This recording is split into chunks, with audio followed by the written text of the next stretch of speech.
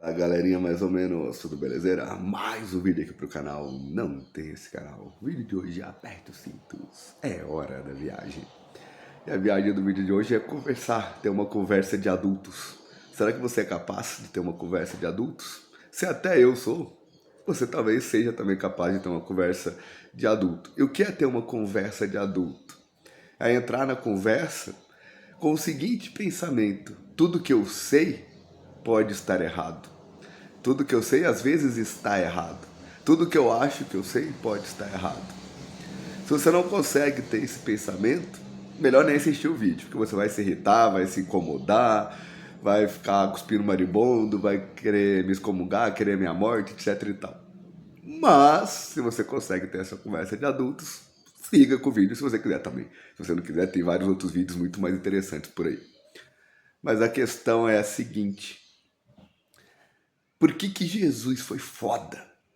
Foi um ser humano muito melhor do que o que eles desenham nas religiões, do que as religiões ensinam sobre ele. O que todas as religiões ensinam sobre Jesus está errado. Por quê? Aí tem que estudar um pouquinho de história, fazer uma pesquisa. Vá, não confie na palavra desse vídeo, não confie nesse vídeo. Vá atrás, pesquise, estude. Pesquise a época do Império Romano, como que era na época do Império Romano. Principalmente os últimos imperadores. Como que era a sociedade? A profissão de carpinteiro ganhava bem ou ganhava mal? Era profissão top ou era profissão de ralé? Quais habilidades o cara precisava de ter para ser carpinteiro?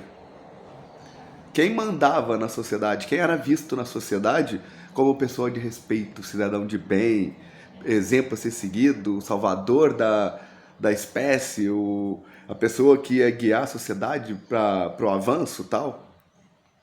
Como eram os conceitos sociais, né? Quem era marginal, quem era criminoso, quem era visto como ralé? Depois, quando o último imperador de Roma morreu, todo o poder que o Império Romano tinha, que o imperador era um representante, era um símbolo desse poder do Império Romano. Tanto que tiveram vários e vários imperadores ao longo do Império Romano, que durou 10 mil anos aí para mais. Além do imperador, tinha outro símbolo, que era a águia, um animal de poder, que simbolizava o poder do Império Romano. As cores da bandeira, a armadura dos soldados e o calendário, chamado calendário juliano, que representava também o poder do Império Romano, igual o imperador.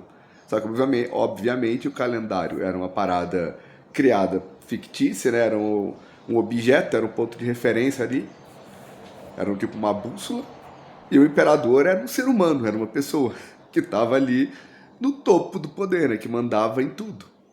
E foi nessa época que Jesus nasceu, que Jesus viveu e que Jesus morreu. E os relatos disso, a prova disso, está em Pilatos, porque Pilatos foi um general do Império Romano. Pilatos tem documentação dele, tem a ossada dele, com o DNA dele, tem tudo, todas as informações dele, da família dele, dos descendentes dele, de outras pessoas que foram importantes e influentes para o Império Romano. E Pilatos era, na época, o que seria tipo um governador hoje em dia. Ele governava uma região ali em nome do imperador. Só que ele tinha um poder a mais que o governador, era quase como o rei daquela região. Só que ele governava em nome do senhor e dono de todas as terras, o imperador. Igual outras pessoas em outras partes do Império Romano também governavam outras regiões. Existia o feriado da deusa Nefertete, se eu não me engano a pronúncia é essa, que é uma deusa, se não me engano, da cultura egípcia, que foi adotada pelo Império Romano quando o Império Romano tomou a região lá do último faraó, que o Império de Roma, o Império Romano se estendeu até o norte do Egito. Então, o Império Romano, o cidadão romano era livre, ele era politeísta, ele podia rezar para quantos deuses ele quisesse. Ele ia numa igreja de manhã, ia na outra na hora do almoço, ia na outra de tarde, ia na outra à noite, não tinha problema. Ele podia rezar para quantos deuses ele quisesse. Então, os deuses egípcios, alguns deuses egípcios, Mitra, Horus, Nefertete, entre outros, foram adotados pelo público romano, pelo público que vivia dentro do Império Romano. Pelo povo romano, é público, povo, população, enfim.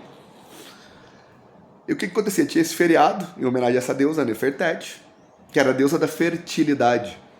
E tinha o símbolo do coelho, que é o animal da fertilidade, que é o animal que transa muito e tem muitos filhos. E tinha o símbolo do ovo, que é também um sinal de fertilidade, que os animais colocam o ovo depois de copular, depois do período fértil. E do ovo tem o nascimento. Então era um feriado para a deusa da fertilidade que gerava o nascimento. E nesse feriado existia um conceito social de que cada rei ali, em cada uma das regiões, podia escolher soltar um prisioneiro. E aí nesse feriado, o imperador, o Pilatos, conversou com Jesus antes, que era um dos prisioneiros, conversou com Barrabás, que era outro dos prisioneiros, e colocou os dois perante ao povo, e disse que lava as mãos, o povo que escolhe. Querem matar e condenar o assassino, ou aliás, querem libertar o assassino Barrabás, ou querem libertar o herege Jesus. Contra quem? Contra o imperador, contra o império. Jesus era cidadão romano livre, não tinha pecados. O crime de Jesus era ser acusado de heresia pela instituição, ou melhor, pelos homens que representavam uma instituição. Instituição essa que tinha tanto poder quanto Pilatos, que tinha influência política junto ao imperador, assim como Pilatos. E essa instituição fez pressão política em cima de Pilatos, para Pilatos mandar os soldados deles prenderem Jesus acusado de heresia. E aí, esses mesmos homens dessa instituição fizeram sermões, fizeram a cabeça do povo, para o povo escolher que heresia era o crime mais abominável da época, que é um crime contra Deus. E que em nome de Deus eles tinham que fazer a crucificação, matar na cruz, que era o símbolo do poder dessa instituição, para que a morte na cruz purificasse a alma daquele herege que pregava contra Deus, que falava contra Deus. Contra o Deus que os membros dessa instituição pregavam, ensinavam. E na terceira epístola de João, o que é a terceira epístola de João? É um pedaço, não é a carta inteira, é um pedaço da carta que João mandou para Pedro, falando que eles não eram recebidos na igreja. Eles quem? Jesus e os apóstolos, que a igreja não queria conversar com eles para ter mudanças pragmáticas nas doutrinas que a igreja pregava. Igreja que usava a cruz como símbolo de poder na época. Igreja essa que nasceu de uma instituição essa que assumiu o poder quando o último imperador de Roma foi assassinado. O último imperador de Roma foi assassinado e morreu. Essa instituição assumiu o poder que era do Império Romano, ficou no lugar do imperador, trocou o calendário, que era o símbolo do Império Romano, por um calendário criado por essa instituição, que a gente segue até os dias de hoje. Trocou o símbolo do poder, que era a águia, para virar a pomba.